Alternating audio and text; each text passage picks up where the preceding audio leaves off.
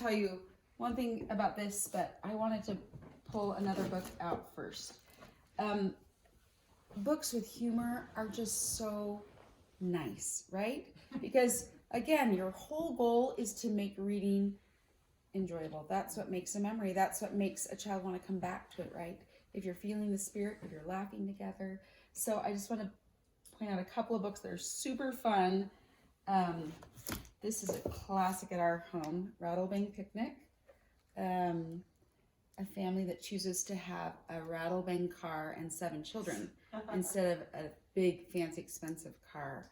It's hilarious. You'll love it. That's by Margaret Mayhew, and Stephen Kellogg, right? His illustrations are just fabulous. Of course, if you give a mouse a cookie, it's really fun. Hip hip hooray for Annie McRae. Sorry, I won't do 5 million. I could do that, but I won't do that right now. Okay, where is my Martha? What is the hippopotamus book? Something in Martha. I'm forgetting it right now. It's think of a big fat. Oh, here it is, because that's how well loved it is. George and Martha. This is like one of those Costco collection, which I actually don't recommend anymore.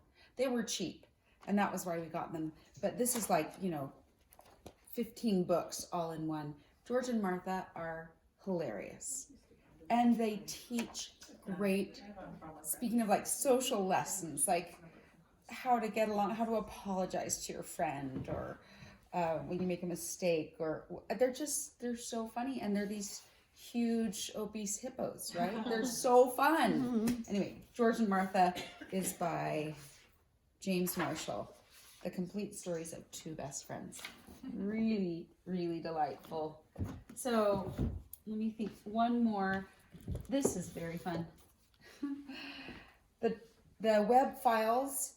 Children wouldn't know this, and grandparents who come from this era of this show called Dragnet, which is very old, and the theme song was like da da da da. But all through the book are these fabulous like puns and play on words and rhymes and sayings. So some books are just really fun to read as a parent, and I think those are great books also for children. Anyway, it's very, very cute. And there was one more that I thought I need to. It's fun to find Cinderella stories. This, for example, Smoky Mountain Rose is an Appalachian Cinderella. And Cinderella is throughout all cultures and very, very old. So you can find some pretty fun stories there. Oh, the Big Hungry Bear. Again, like our children know that this story, you read this story, the Big Hungry Bear and the Little Mouse, that kind of a thing. And then I was going to show you one more. Not rainbow fish. The Pout Pout Fish. Let's see, where is Pout Pout Fish? Pout Pout Fish, do you guys know that book? So when we read that book, we say, what is the repetition there? I might not be able to do it because it's been a while since I've read some of these stories. Here it is. Here it is. Pout Pout Fish.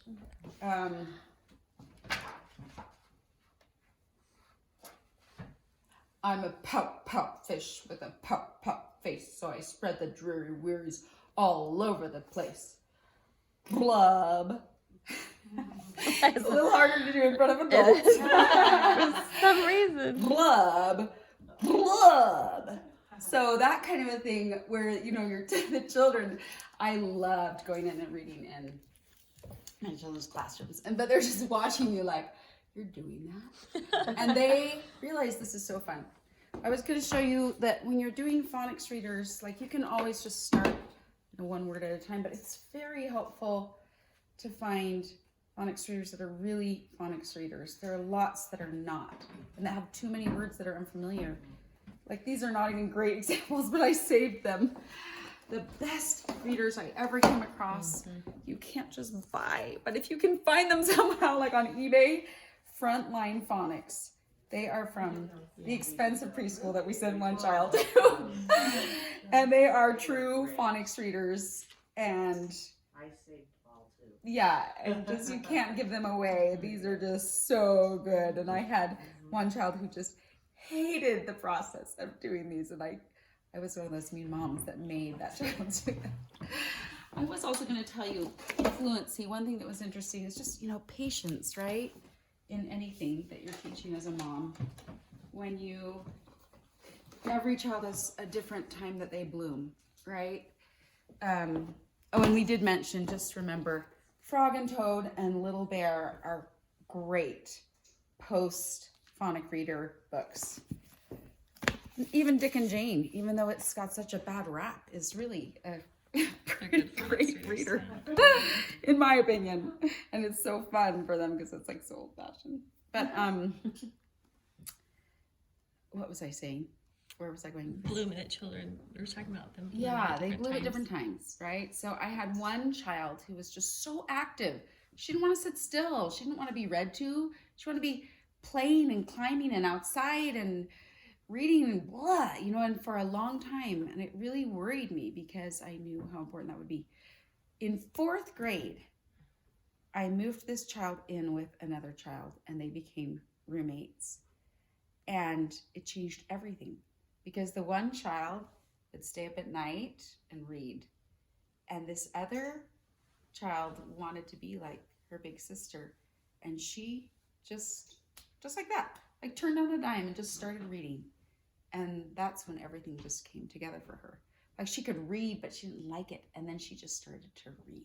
And then the fluency happened. And then she just started pouring through books. And when you can't keep like books in their hands and you're like, I need some more, who knows, some more good books for this child who's reading like above their grade level. That is one challenge I think that we have in our group. So that's why we need to share. And I do have so many books on my blog. Anyway, and if you can't find them, just text me. But if you go under, so Raising Amazing Children, you go to Teach Them, under Teach Them, you have to kind of follow, menus like that. But I have lots of lists. And I don't even have like 1/10 of the books on my list. So literally just call me, text me, because this is what I love. So anyway, yeah. Thanks.